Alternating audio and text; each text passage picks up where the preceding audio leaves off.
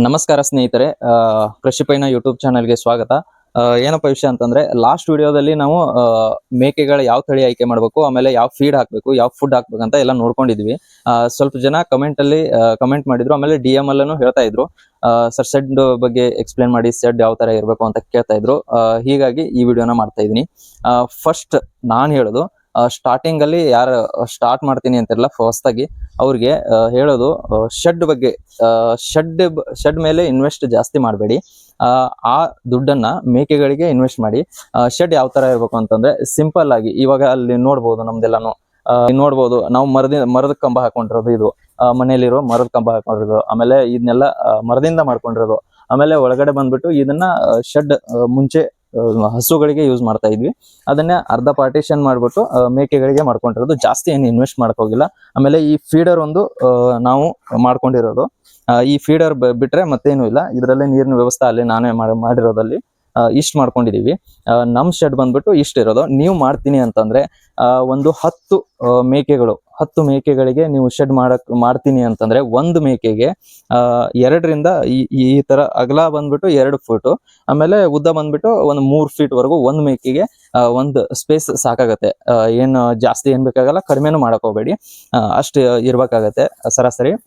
ಆಮೇಲೆ ನೀವು ಒಂದು 10 ಮೇಕೆನ ಮಾಡ್ತೀನಿ ಅಂತಂದ್ರೆ 10 ಫೀಟು, ಆಮೇಲೆ ಉದ್ದ 10 ಫೀಟು, ಅಗಲ ಒಂದು 10ರಿಂದ 12 ಫೀಟ್ ಮಾಡ್ಕೊಂಡ್ರೆ ಓಕೆ.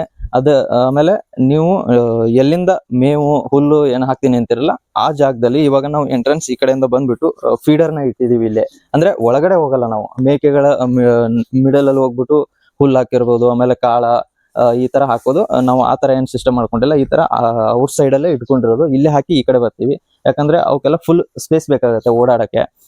ಈ ತರ ಬಿಟ್ಟಿದೀವಿ ನಾವು. ಈ ತರ ಮಾಡ್ಕೊಂಡ್ರೆ ಬೆಸ್ಟ್ ಅಂತ ಹೇಳ್ತೀನಿ ನಾನು. ಇವಾಗ ಮೇಕೆಗೆ ಯಾವ ತರ ಸ್ಪೇಸ್ ಇರ್ಬೇಕು ಅಂತ ನೋಡ್ಕೊಂಡ್ವಿ. ಆಮೇಲೆ ಶೆಡ್ ಯಾವ ತರ ಇರ್ಬೇಕು ಅಂತಂದ್ರೆ, ಇವಾಗ ಮಳೆಗಾಲದಲ್ಲಿ ಮಳೆ ಜಾಸ್ತಿ ಇರತ್ತಲ್ಲ, ಈ ಟೈಮಲ್ಲಿ ಮೇನ್ ಆಗಿ ಒಂದ್ ಸ್ವಲ್ಪ ನೀರು ಕೆಳಗಡೆ ಎಲ್ಲ ಹೋಗದೆ ಇರೋ ತರ ಹೈಟ್ ಅಲ್ಲಿ ಕಟ್ಕೊಳ್ಳಿ. ಸ್ವಲ್ಪ ಈಗ ನಮ್ದು ಹೈಟ್ ಅಲ್ಲಿ ಇದೆ, ಈ ತರ ಹೈಟ್ ಅಲ್ಲಿ ಕಟ್ಕೊಳ್ಳಿ. ಆಮೇಲೆ ನೀವು ಆದಷ್ಟು ಪೂರ್ವ ಆಮೇಲೆ ಪಶ್ಚಿಮಕ್ಕೆ ಅಪೋಸಿಟ್ ಆಗಿ ಕಟ್ಕೊಂಡ್ರೆ ಪೂರ್ವದ ಬಿಸಿಲು ಮಾರ್ನಿಂಗು ಈ ಕಡೆ ಒಳಗಡೆ ಬರುತ್ತೆ, ಆಮೇಲೆ ಈವ್ನಿಂಗ್ ಬಂದ್ಬಿಟ್ಟು ಪಶ್ಚಿಮದಿಂದ ಒಳಗಡೆ ಬಿಡುತ್ತೆ. ಗೋಡೆನ ಒಂದು ಅರ್ಧದವರೆಗೂ ಕಟ್ಕೊಂಡಿರ್ಬೇಕು.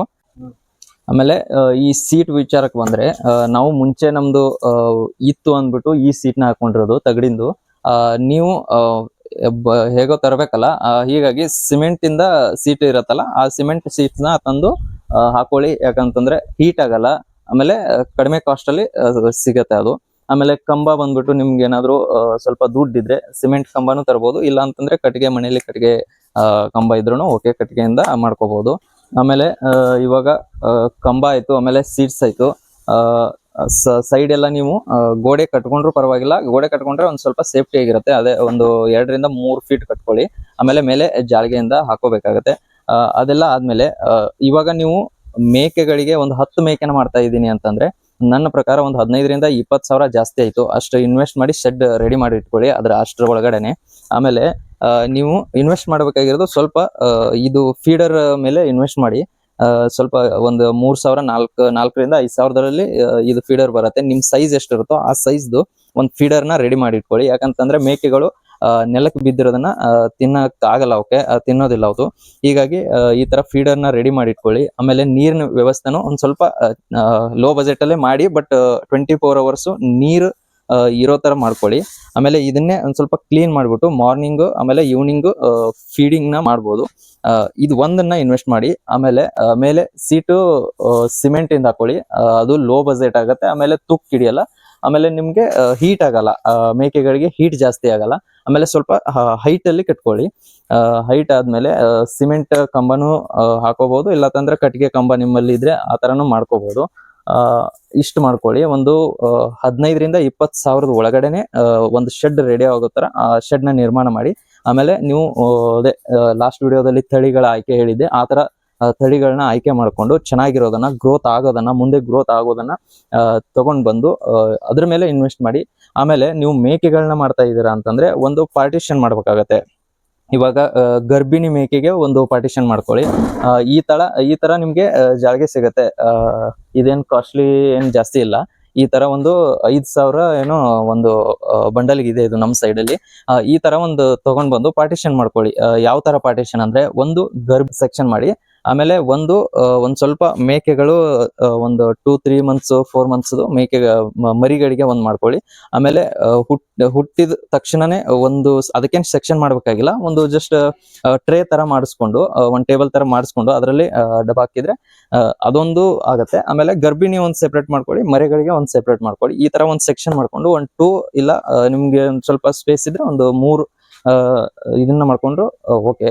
ಇವಾಗ ನಮ್ಮಲ್ಲಿ ನೋಡ್ಬೋದು ನೀವು, ಇವಾಗ 3 ಮರಿಗಳಿರೋದು, 3ನು ಇವು ಮಾರ್ಕೆಟ್ ಇಂದ ತಂದಿರೋದು. ಹೆಣ್ಣು ಮೇಕೆಗಳನ್ನ ನಾವು ರೀಸೆಂಟ್ ಆಗಿ ಸೇಲ್ ಮಾಡಿದ್ವಿ.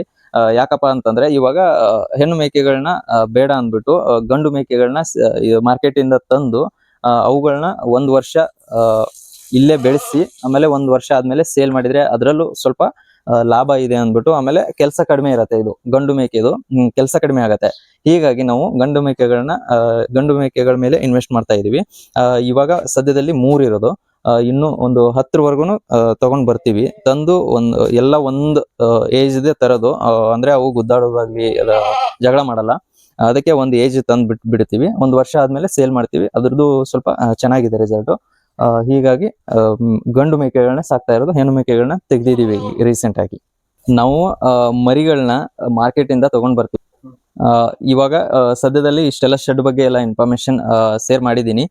ಇನ್ನು ನಿಮ್ಗೆ ಏನಾದ್ರು ಐಡಿಯಾ ಇದ್ರೆ ಕಮೆಂಟ್ ಸೆಕ್ಷನ್ ಅಲ್ಲಿ ಕಮೆಂಟ್ ಮಾಡಿ. ಆಮೇಲೆ ನಮ್ದು ಏನಾದ್ರು ಮಿಸ್ಟೇಕ್ ಆಗಿದ್ರೆ ಏನಾದ್ರು ಇದ್ರೆ ತಿಳಿಸಿ. ಆಮೇಲೆ ನೆಕ್ಸ್ಟ್ ವಿಡಿಯೋದಲ್ಲಿ ನಾವು ಮಾರ್ಕೆಟ್ ಇಂದ ಮರಿಗಳನ್ನ ತರ್ತೀವಲ್ಲ, ಗಂಡು ಮೇಕೆಗಳನ್ನ ತರ್ತಾ ಇದೀವಿ.